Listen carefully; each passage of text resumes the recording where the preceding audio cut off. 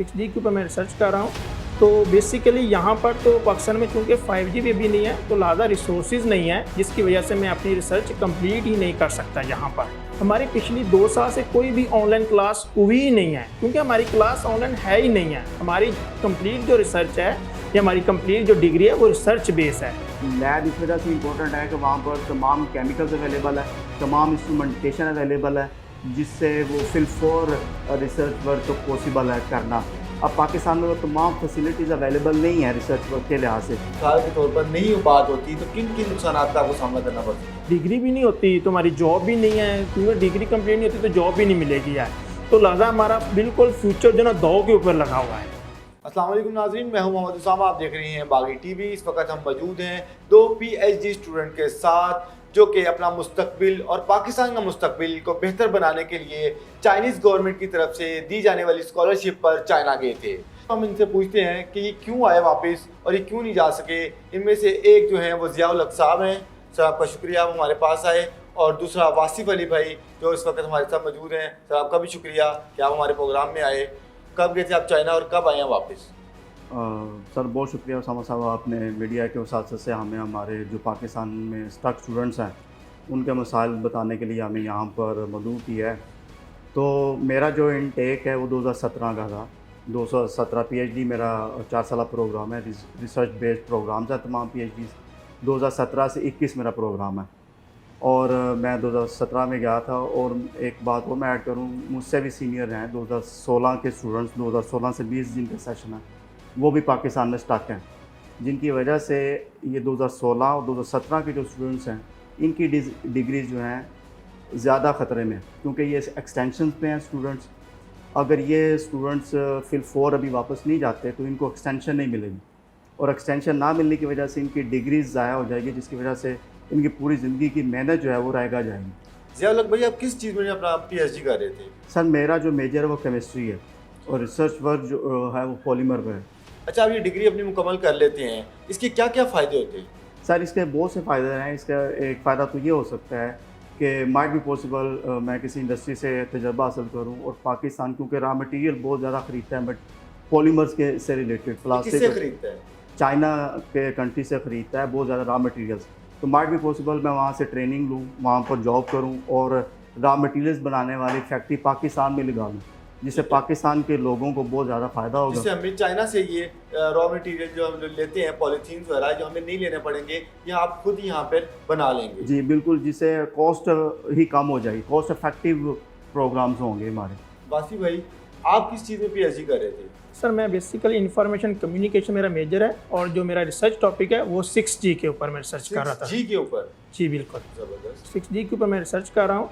तो बेसिकली यहाँ पर तो पाकिस्तान में चूँकि 5G भी नहीं है, तो लिहाजा रिसोर्सेज नहीं है, जिसकी वजह से मैं अपनी रिसर्च कंप्लीट ही नहीं कर सकता यहाँ पर। तो इस वजह से यहाँ पर मेरी जो डिग्री और मेरा जो फ्यूचर है वो स्टक हुआ पड़ा है, क्योंकि हमारी जो डिग्री है वो कम्प्लीटली रिसर्च बेस होती है। हमारी पिछली 2 साल से कोई भी ऑनलाइन क्लास हुई ही नहीं है, क्योंकि हमारी क्लास ऑनलाइन है ही नहीं है। हमारी कंप्लीट जो रिसर्च है या हमारी कंप्लीट जो डिग्री है वो रिसर्च बेस है।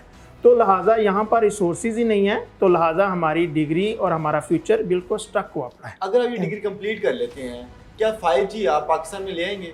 डेफिनेटली, क्योंकि मैंने ऑलरेडी जॉब कर चुका हूँ अमेज़ॉन के ऊपर 2G, 3G, 4G के ऊपर। तो मेरा माइंड भी यही था कि बेसिकली अगर मैं वहाँ पर 5G के ऊपर रिसर्च करता हूँ तो यहाँ पर आके मैं अपनी कंपनीज़ के अंदर डेफिनेटली अपनी 5G लॉन्च कर सकता हूँ और अपना जो एक्सपीरियंस है वो यहाँ पर यूज़ कर सकता हूँ। अच्छा, ये आपका जो 4 ईयर प्रोग्राम है ये चाइनीज़ स्कॉलरशिप पे ही है? डेफिनेटली मेरा जो PhD है वो Chinese funded scholarship, complete funded scholarship है, जो चाइना के थ्रू मैं बेसिकली ये मैंने विन की थी, और बेसिकली मैं उसी के ऊपर ही अपनी PhD कंप्लीट कर रहा था चाइना में। स्टूडेंट में से आप गए थे? ये बेसिकली थाउजेंड्स ऑफ स्टूडेंट्स पूरी दुनिया से अप्लाई करते हैं, और ओनली जो हमारी यूनिवर्सिटी में उस वक्त सिर्फ 21 स्टूडेंट्स थे जो पास, और जो बेसिकली जिन्होंने जो चाइनीज़ गवर्नमेंट स्कॉलरशिप उन्होंने अवेल की थी। कि 21 स्टूडेंट्स में थे जो कि पूरी दुनिया में से थे, उसमें आप वन ऑफ द आप भी थे जिसको स्कॉलरशिप मिली। डेफिनेटली पूरी दुनिया के लिए ये जो चाइनीज़ गवर्नमेंट स्कॉलरशिप ओपन होती है। अच्छा, मुझे ज़ियाउल हक भाई आप बताएं कि आप क्यों आए थे पाकिस्तान वापस? पाकिस्तान क्योंकि जनवरी में विंटर वेकेशन होती हैं चाइना में, और वो चाइना में स्प्रिंग फेस्टिवल होता है। मैं चूँकि बेसिकली शंघाई में पढ़ रहा हूँ, तो शंघाई में ऐसा लगता है कि जैसे यहाँ पर कोई इंसान थे ही नहीं। वहाँ पर मैस ट्रैवलिंग होती है, और हर 6 महीने के बाद एक बहुत मैं बात ऐड करूँ, हर 6 महीने के बाद वहाँ पर सेमेस्टर ख़त्म होता है, तो छुट्टियाँ होती हैं 1 माह की तकरीबन। ये प्रोफेसर से डिस्कशन के बाद हमें छुट्टियाँ मिलती हैं। आप क्यों आए थे पाकिस्तान? इसीलिए मैं भी अपनी जो पिछले जो 2 साल में उस वक्त मैं पाकिस्तान में आया ही नहीं था। 2018 से 2019 तक मैं पाकिस्तान आया ही नहीं था। तो लिहाजा मैं फ़र्स्ट टाइम अपनी फैमिली को मिलने के लिए यहाँ पर, वो भी प्रोफेसर की इजाज़त से मैं वहाँ से फॉर्म साइन करवा के हम अपने डिपार्टमेंट में यूनिवर्सिटी में सबमिट करवा के अपनी हॉलीडेज़ के लिए मैं पाकिस्तान आया था। लेकिन उसके बाद कोरोना आ गया, तो चाइना ने बेसिकली 23 मार्च 2020 को सारे के सारे वीज़े जो ना बंद कर दिए थे। तो लेकिन उसके बाद उन्होंने स्टेप बाय स्टेप वीज़े ओपन कर दिए हुए हैं, लेकिन सिर्फ स्टूडेंट वीज़ा जो ना वो अभी तक क्लोज़ है। बेसिकली चाइना ने एक मॉडल के तौर पे ओपन किए हैं कि इस तरह अगर आपकी गवर्नमेंट हमारे साथ डायरेक्ट बात करेगी और वो बेसिकली प्रॉपर SOP के साथ वो हमारे मुल्क में आ सकते हैं, तो हम ओपन करते हैं। अदरवाइज़ अगर वो गवर्नमेंट के लेवल के ऊपर बात नहीं होती, तो लिहाजा वो अभी तक भी आपके सामने 2 साल हो गए हैं कि वीज़े बंद हो पड़े हैं। तो पाकिस्तानी गवर्नमेंट क्या उनसे बात नहीं कर रही, कम्युनिकेट नहीं कर रही? अभी लास्ट 2 सालों तक हमारी गवर्नमेंट ने बेसिकली गवर्नमेंट लेवल के ऊपर कोई बात नहीं हुई है। मिसाल के तौर पर नहीं बात होती तो किन किन नुकसानात का आपको सामना करना पड़ सकता है? डिग्री भी नहीं होती तो हमारी जॉब भी नहीं है, क्योंकि डिग्री कंप्लीट नहीं होती तो जॉब भी नहीं मिलेगी है। तो लिहाजा हमारा बिल्कुल फ्यूचर जो ना दांव के ऊपर लगा हुआ है। आप क्या कहना चाहेंगे ज़ियाउल हक भाई कि अगर आपकी डिग्री कब एंड हो रही है और कितना ड्यूरेशन रह गया है और कितनी देर के बाद वो आपकी डिग्री जो है वो एक्सपायर हो जाएगी?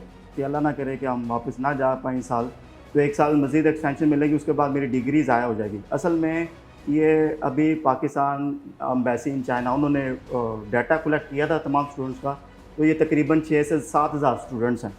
ये असल में स्टूडेंट्स नहीं हैं, ये 6 से 7 हज़ार ख़ानदान हैं। क्या आप लोग ऑनलाइन कर सकते हैं? इसके लिए हमें तमाम इंस्ट्रूमेंटेशन रिक्वायर्ड होती है, तमाम केमिकल्स रिक्वायर्ड होते हैं, और स्पेसिफिक लैब एनवायरनमेंट रिक्वायर्ड होता है। जो केमिकल्स से केमिकल रिएक्शंस हैं वो अपन ओपन एयर में कर ही नहीं सकते, ठीक है। तो लैब का भी एक स्पेसिफिक टेम्परेचर होता है, तो उस खास कंडीशन के तहत वो केमिकल रिएक्शन हो रहे होते हैं।